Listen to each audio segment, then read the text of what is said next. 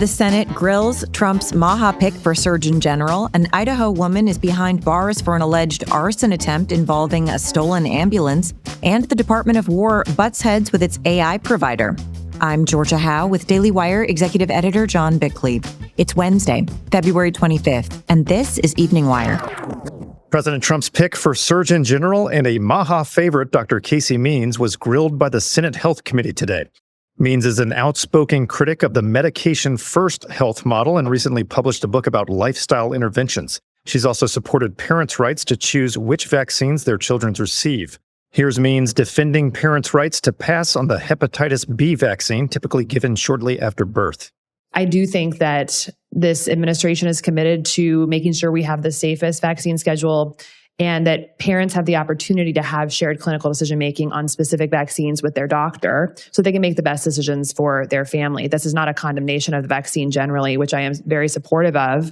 However, I do believe that the thrust towards parents wanting to have the ability to have shared clinical decision-making with their doctor is important when there are conditions like hepatitis B where there's differential risk amongst different populations. An Idaho woman is behind bars for what appears to be attempted arson after authorities say she stole an ambulance and used it to ram a building housing DHS offices. Police say 43-year-old Sarah Elizabeth George took the ambulance from outside a hospital in Meridian late February 18th and then drove it into the entrance of a building that houses DHS and ICE offices. Investigators allege she poured gasoline inside the lobby before running back outside. She now faces federal charges that carry up to 20 years in prison. The investigation is ongoing. The Trump administration is loosening restrictions on shipments of Venezuelan oil into Cuba. Daily Wire Foreign Affairs reporter Cassie Akiva has more. On Wednesday, the Treasury Department issued new guidance saying it will look favorably on U.S. companies applying for licenses to resell Venezuelan oil to private businesses in Cuba. This comes amid a growing humanitarian crisis in Cuba caused by a halt in Venezuelan oil shipments following the arrest of Venezuelan dictator Nicolas Maduro in January. Only private Cuban companies will be able to buy this oil, and they are prohibited from selling it to the Cuban government or military. Meanwhile, President Trump has been pressuring Cuban leaders to strike a deal, and Secretary of State Marco Rubio has opened talks with Raul Castro's grandson, Raul Guillermo Rodriguez Castro, aiming to encourage economic reforms and a more friendly relationship with the United States. The Cuban government says several people are dead and more are injured following an exchange of gunfire off its northern coast. A speedboat from Florida entered Cuba's territorial waters on Tuesday. When a Cuban government ship approached it, those on board the speedboat opened fire and wounded the Cuban ship's commanding officer. Authorities apparently fired back, killing 4 and wounding 6. U.S. officials have confirmed that the speedboat was a civilian vessel and not part of the military. The Jeffrey Epstein connections have led one prominent Ivy League professor to resign. Daily Wire reporter Lyndon Blake has the details. Former Harvard president and Clinton Treasury Secretary Larry Summers announced today that he will fully step away from the university at the end of the academic year. Summers has long been known to have been a close associate of Epstein, exchanging frequent correspondence and visiting Epstein's infamous island on several occasions. The release of Epstein documents last November revealed that the two frequently emailed about women, politics, and projects related to Harvard. Summers served as president from 2001 to 2006, but still maintained employment as a professor of economics.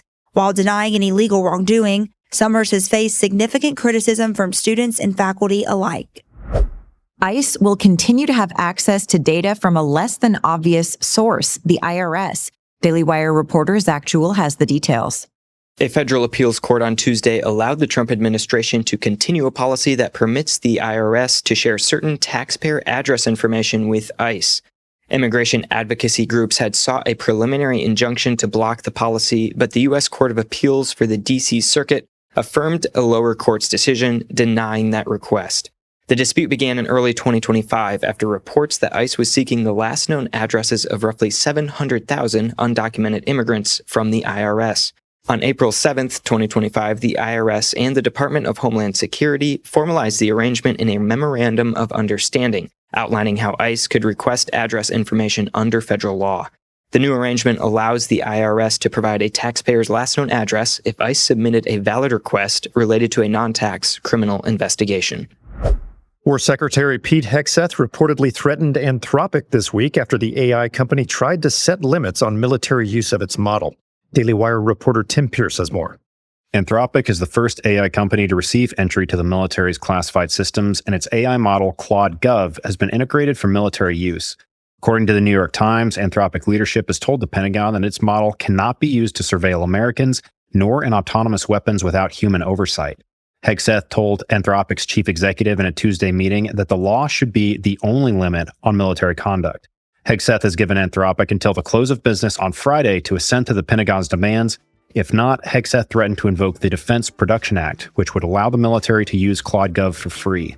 It would also put Anthropic's government contracts at risk.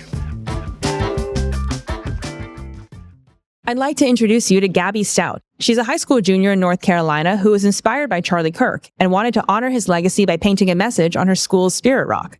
But after school officials gave Gabby permission, they reversed themselves, censoring Gabby's message and publicly accusing her of vandalism. The accusation even aired in local news. Gabby was punished for standing up for the biblical values that Charlie spent his life defending.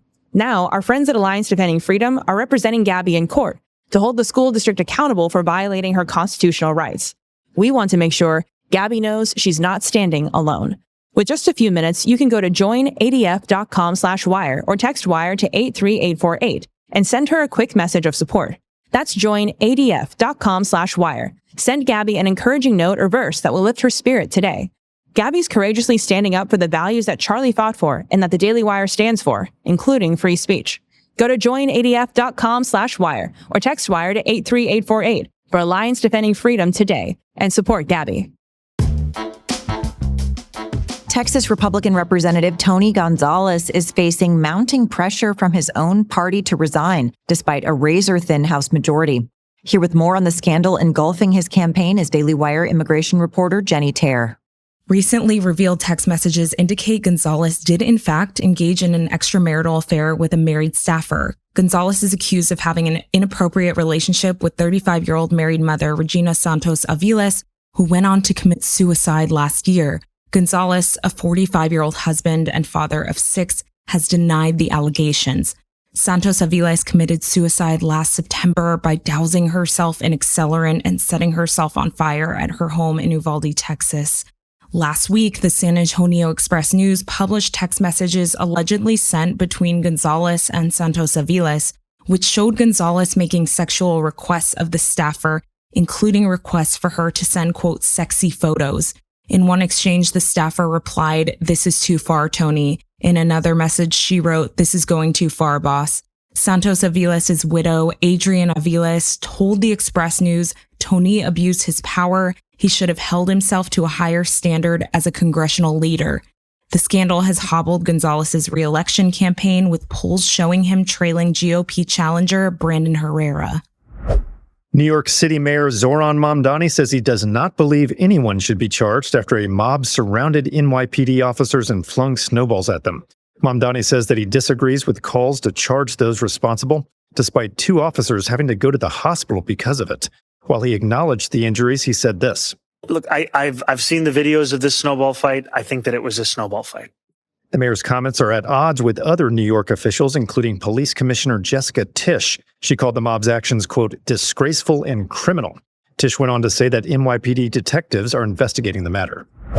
Speaking of Mamdani, the New York mayor is under scrutiny for his plan to spend $70 million on a, quote, feasibility study for his government-owned grocery store project. Daily Wire economics reporter Brecca Stoll has more. The study follows a statement from Mamdani that the city will need to raise taxes on New Yorkers, and the new big ask immediately drew criticism. According to city sources who reviewed the preliminary budget documents, Mamdani proposes to use the $70 million simply to scout potential locations for the 5 grocery stores he pledged to open. Another source fumed over the decision, calling it, quote, ridiculous to move forward with funding the project, while the mayor, at the same time, spells doom over the $5.4 billion budget gap plaguing New York City. A Democrat insider said, quote, Mamdani is going to be the first mayor to spend money on a study on how to do his job. Former Vice President and border czar Kamala Harris hinted on Tuesday at a possible return to the presidential campaign in 2028. Daily Wire political reporter Cameron Arcan has the story. Harris spoke with podcast host and author Sharon McMahon and was asked point blank about whether she planned to run for president for a third time. Will you run again? I haven't decided. You're still thinking about it? I might.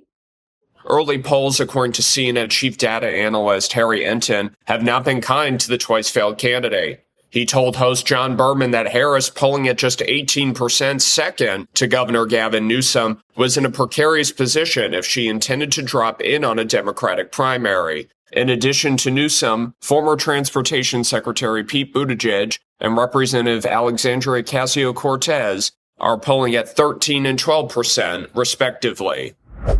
And the daughter of imprisoned free speech activist Jimmy Lai attended President Trump's State of the Union address last night. Daily Wire senior editor Joel Needler has the story.